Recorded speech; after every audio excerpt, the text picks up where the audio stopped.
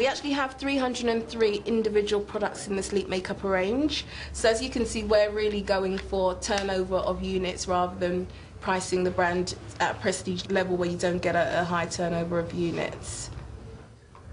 Well, I know we're starting by researching the market. Is there any common pitfalls?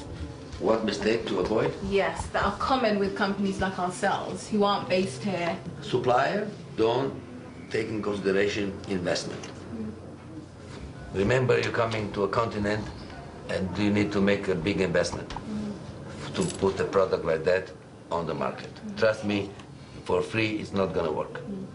Phew! As I thought, tough words.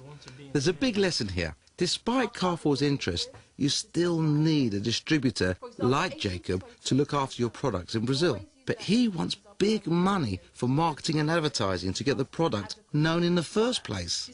And you guessed it, the money will have to come from Sleek. It's not a message that Tanika wanted to hear, but she needs to take it on board. And now there's something I need to get Peter to face up to. I think he's missing the key issue: how to get visitors to the DreamAid site. Enough flim-flam. Let's talk numbers. Let's get down to pounds, shillings and pence. How much are you spending? We're spending £300 a month on pay-per-click advertising in the UK. I mean, I like what you're doing. I just see it really balancing on one thing only. Exposure. We've gone from about 15 visitors a day up to close to 60, so quadrupled in the last month. Peter, when you're looking at numbers that are so small, there needs to be visits to the site. This will stand or fall purely on that one thing. Whether you can make it happen by people talking to each other and walking around at the markets telling people it exists.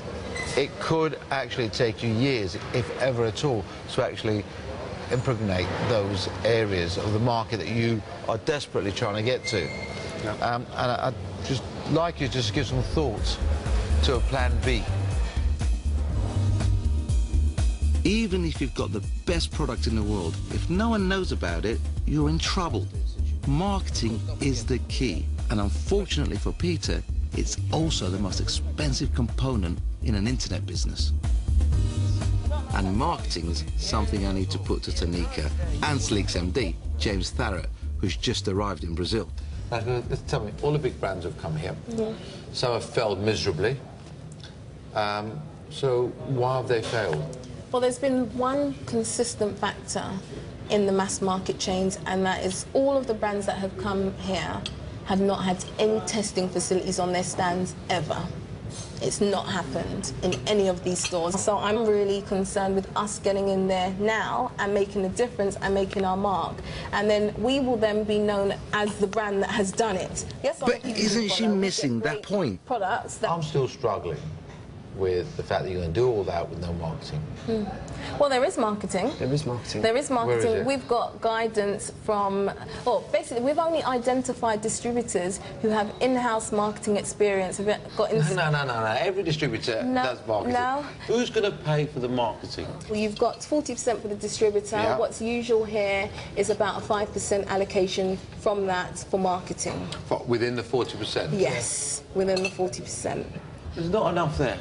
Well, this is what their requirements are Peanuts. in It's terms peanuts. of. Okay, it may be peanuts, in your opinion, No, but I think it's not my opinion. It's got nothing to do with it whatsoever. My opinion is totally irrelevant. It's what's going on in the market. That is absolutely peanuts. Well, I think when we compare it to what the other brands who are doing, who we're compared to, I think it's enough to start. I think if the Whilst I admire Tanika's tenacity, she's wrong.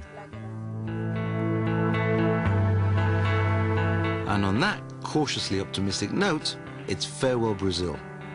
The adventure is nearly over, but not quite. We're back on home turf. What's going to be interesting is if in the cold light of day, our company's business plans remain the same. 5 months ago, when I left him in Brazil, Peter McAteer was desperately grappling with his fundamental problem: how to attract customers to his website and actually generate some profit. Last time we met, Peter only had a few hundred visitors. No one could survive on those sort of numbers. So, how's he been doing since? Well, apparently he's got some good news and bad news. The good news is that we've gone from circa 1,000 people visiting the site a month, and we're now up at, it's about 4,500 to 5,500 in Brazil. How much money have people spent? It's embarrassing, to be honest, in terms of how much I've spent versus how much they've spent. But, you know, it is... Well, tell me then, go on. Well, we've only sold circa £1,000 worth of goods. Of which you've earned 10% on? Of which we've earned 10%. Which is? So about 100 quid. Believe it or not, that was the good news. The bad news is that we've found that the expense associated with marketing this is very high. A competitor that we're studying very carefully is spending up to $250,000 a month purely on Google. Yeah. And you've spent? The total cost I'm looking at to me is close to £500,000 now. So it's a pretty sizable. So apart from investment. Yeah, it is. It's a big investment. I'm realising that McAteer's pockets are going to run dry if it continues like this. Several sheikhs' pockets will run dry if you carry on like this. Never mind McAteer's. Dreamade, sadly, is a classic case of someone coming up with an idea, thinking it's a good idea, doing lots of research, and not reading the research properly. You have competition that's spending absolute fortunes in telling people they exist and getting people to use their site. Unfortunately, Peter hasn't got those sort of resources. It's a basic requirement for launching a new business, especially on the web, that you have to market. And that costs money. What about sleek makeup? Last time we met Tanika, she'd done a brilliant job getting a supermarket eager to sell her product. So far, so good. But are Sleek prepared to stump up what's needed to launch a product in a brand new country? A lot's happened, really. It's been quite a roller coaster. We were always told that the actual contract would be the difficult part with Brazil because there's a lot of red tape, and that's what we found, really. We've only actually signed with a distributor as of last week, and that's Well, hold on. 4 months on. You've signed with a distributor? Yep, as of only last week. Well, congratulations. Thank you. That's great news. But has she listened to my advice on marketing? Compared to you. I mean, I question whether you had enough marketing spend within the figures you're offering your distributors. And we increased it. You increased that? Yes, we did. You were right. We've given them quite a significant margin. Right. And it's to allow for a 90% spend marketing. And the reason for that is we believe it's a tremendous potential market for us. And we listened, and we need to invest to make it work. Exciting times. Yeah. Have I got any grey hairs yet? Well, that's a relief. She was certainly giving me grey hairs. Tanika was insistent that she was going to do things her way. She was going to give a distributor 5% of the turnover as marketing. Well, that in any market is weak. And when you're trying to establish yourself in a new market, it's very, very poor. What I was extremely pleased about, though, was that when she got back home, I don't know when, I don't know how, but she did a complete about turn. Tanika upped the marketing spend from 5 to 19%. That's a lot more realistic. Take care. Thank you. And last of all, when I left Brazil, Cadbury was still hoping to gobble up Brazilian chocolate company Garoto, just as it gobbled up chewing gum and candy company Adams. But in the world of big business, there's always a danger of being eaten by a bigger fish.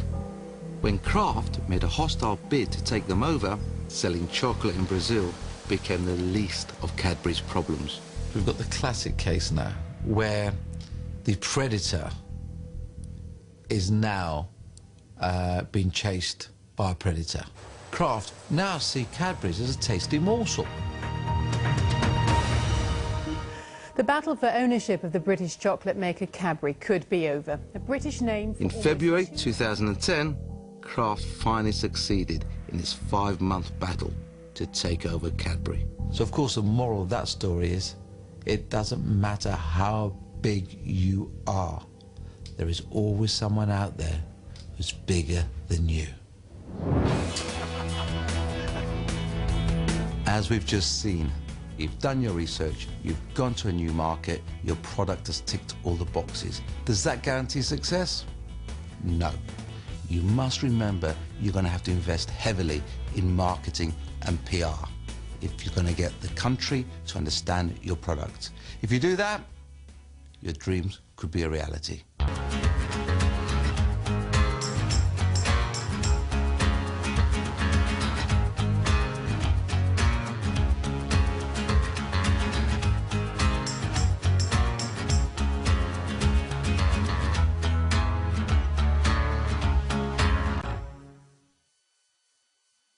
Yes, that are common with companies like ourselves who aren't based here. Supplier, don't take in consideration investment. Remember, you're coming to a continent and you need to make a big investment to put a product like that on the market. Trust me, for free it's not going to work. Will have to come from Sleek. It's not a message that Tanika wanted to hear, but she needs to take it on board. And now there's something I need to get Peter to face up to. I think he's missing the key issue. How to get visitors to the dream. Phew!